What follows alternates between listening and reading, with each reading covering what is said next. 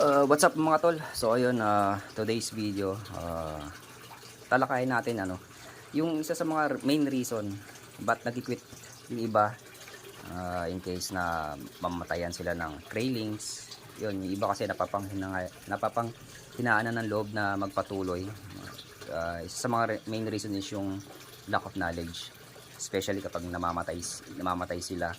And isa rin sa kailangan nyo rin tandaan is yung temperatura ng tubig and kung kailan dapat magpalit.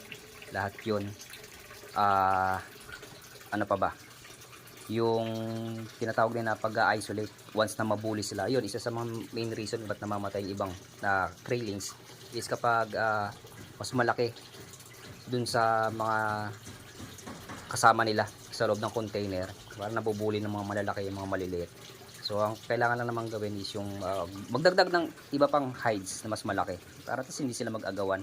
Then dapat at least 2 times to 3 times a day sila papakainin. Konti lang naman na na pellet pang fish. So yun naman guys.